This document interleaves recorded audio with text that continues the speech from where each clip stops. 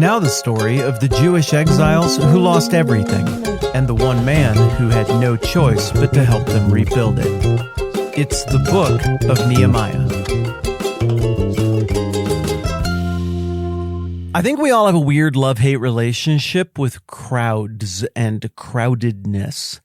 The love part for me is real easy. I mean, there's a vibe when a lot of people are around. It's great. Like sporting event or music or the food truck thing that we have in our town. I like to go to the food truck thing, even though it's real crowded and you got to wait longer for your food. It's just fun because there's so many people there and they're all different. And everybody's bringing their little, entrepreneurial skill set and their cooking skills out and putting them on display, and all the smells are competing for your attention because you can't eat from all the food trucks. It's kind of a metaphor. And then I like the metaphor that the food truck alley is for all of us living together in society. We might not see all the ways that everybody else is contributing to this beautiful, amazing moment that we live in, but the fact that there's so many people on earth and that we share the world with so many people and our community with so many people is a huge part of the reason that things are overwhelmingly great. And I know there's always stuff to complain about, but I mean, come on, look around. Things are overwhelmingly great in this moment in history, and it's fun to imagine like, oh, I would go trade places with this moment in history or that moment in history. I think you get sick of it in like a week and really, really, really wish for hot showers again and modern medicine. I don't know. The electricity is pretty cool. I guess GPS is nice. Freedom of movement. Airplanes, even though it's not the most fun, it's pretty handy. So, we like crowds, right? Because of the vibe and because other people contribute things to our lives that are good, even if we don't notice it all the time. It's there. Also, we'd be lying if we didn't admit that sometimes we just wish everybody would go away and that the earth would revert to like 10% of its current population so we could live in harmony with nature, because I think we imagine that's how things used to be, maybe somewhere possibly once. And it happens when you're in dumb crowds, like stupid traffic, not traffic you can understand where it's like, well, there's just a lot of people, but dumb traffic where it's like, we don't have to have this traffic. It's because of that lady and those two dudes right there who don't understand how to operate a motor vehicle. And now we have to have traffic. Or airports. Airports will do it again. I said, I like airplanes. They're great. But sometimes it's just, all kinds of dumb red tape hurdles that you got to go through there. And then you can start to feel that sort of hunched shoulder posture. Like I think especially dads all develop at some point in life, that gremlin badger posture. Like, oh, there's too many people. I want to retreat to the woods and make my own colony of a small select few people who I like and never be bothered by modern society again. But you can't really have the one without the other, right? Everybody's contributing to everybody. There's synergy between all of us. We're all connected, but also sometimes maybe we're just a little too connected, and it can be easy to feel real grumpy about that. And when you're in a societal moment or an individual moment where you sort of want to retreat to the woods and you don't want to live in the middle of things anymore because you're sort of crowded out, well, then all of a sudden the city, the middle of things, seems really unappealing. And likewise, that seems to have been the situation in 444 BC with the repopulation of Jerusalem and the rebuilding of the walls. For a whole variety of reasons, nobody wanted to crowd into the walled part of the city that they just got done walling off under the leadership of Nehemiah. So it's a really cool accomplishment, right? The descendants of Abraham built a new temple a couple of generations earlier in the late 500s BC. That's great. Then they staved off genocide a generation earlier during the reign of Xerxes and Esther. And then here in Nehemiah, just now, the whole of Jerusalem is in peril. The walls are broken down. The people are in disarray. But then a hero from the east arrives in Nehemiah and is like, your problem is now my problem, and we're just going to solve this. No red tape, no stupid stuff, go. And whoa! And in just a few weeks, more or less everything is fixed, and you have a walled city, and it's ready to go. Jerusalem is back on its feet. That's amazing, but nobody wants to live there. Why? Well, I don't know. It's not fashionable to live in Jerusalem.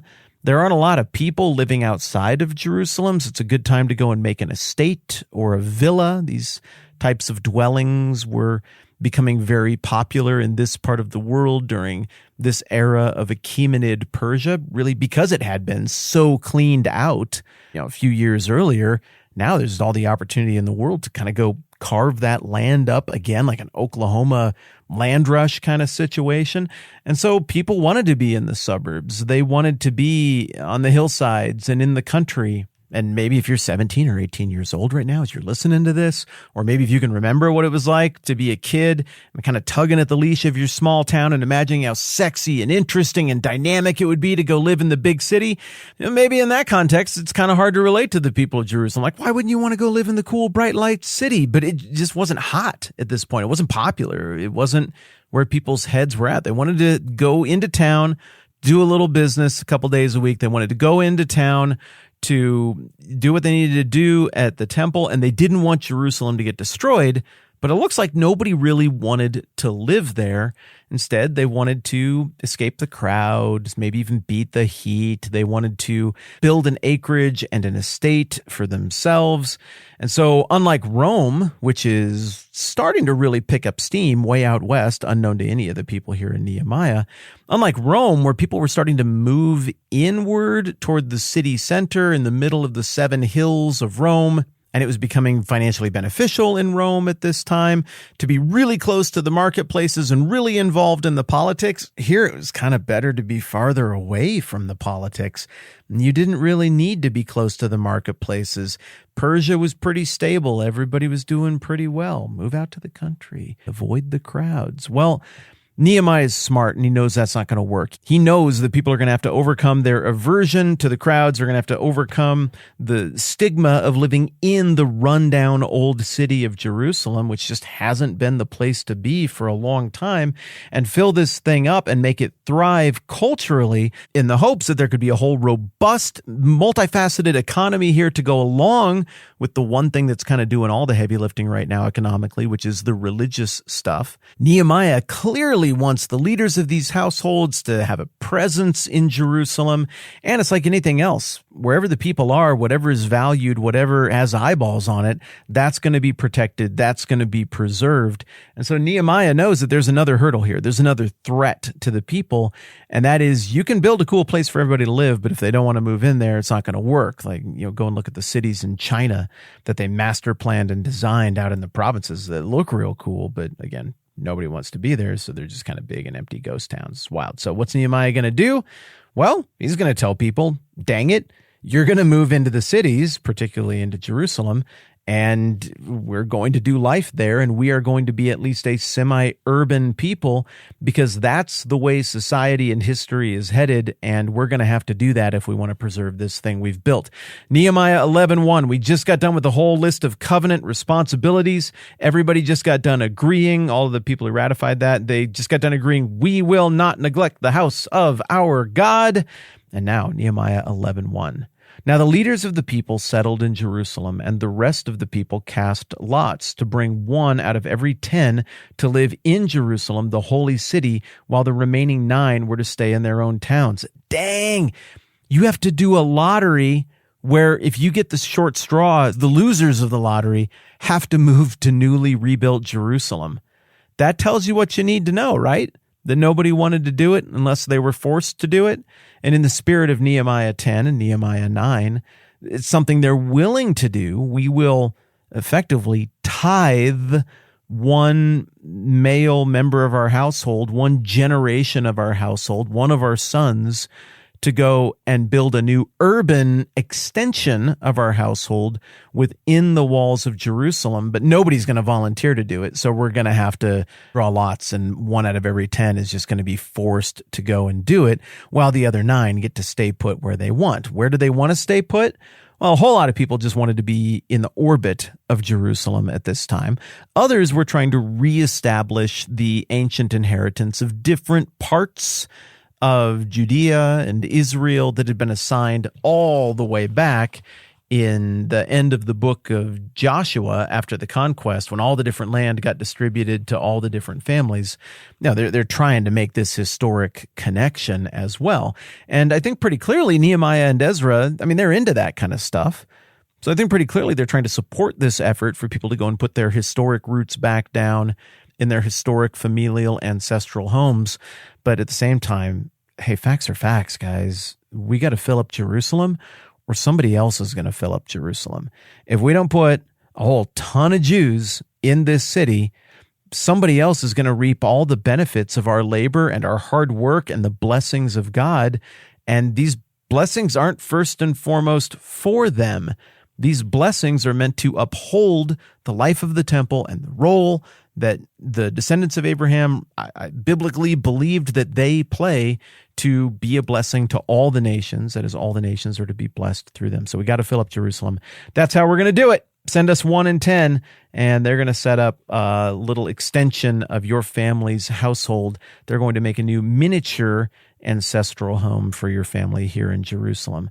They were at a moment where the public impulse, as can happen in the individual life of you or me as well, was toward go retreat to the wilderness, go be away from the crowds. And so they had to, again, make provisions for how to see to it that what they were accomplishing here was sustainable, and that meant making provisions for people going against the cultural impulse of the day to go and set up shop in the city. Probably we're going to cover all the rest of chapter 11 tomorrow, which means if you're doing the math on this thing, you're like, wait, okay, we're going to get all of 11 tomorrow? Yeah, we are.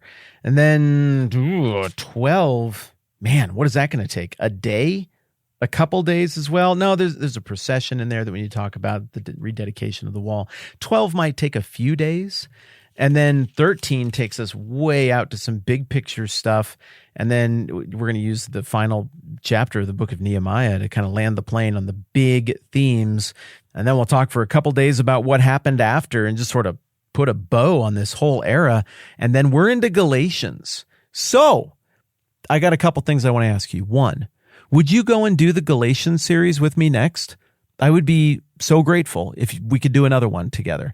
I know it's a big commitment every time you jump into something like this with me. I just don't want to take you for granted because you have other things to do, and lots of people make really good podcasts and media. And so there's a billion things you could go and listen to. And I would just like to ask over the next few days as we round out Nehemiah, if you would consider going and doing the Galatians thing with me. I would be honored. I love doing this. Thank you for considering it. If you decide that that is something you're up for, I have an even more aggressive ask. Would you consider inviting somebody to be a part of it? Maybe make it a thing that you have a conversation about over lunch or coffee once a week or something like that. I'm already throwing a bunch of energy and effort at Galatians. We don't really take a break. So as soon as we're done with Nehemiah, the next day, we will be into the book of Galatians. And I'm pretty excited about it, but I'm also pretty excited to finish well what we've been working on for quite a while here in this whole Persian era of the Bible that is about to come to an end. Cool. That's plenty for today. I'm Matt. This is the 10-Minute Bible Hour podcast. Let's do this again soon.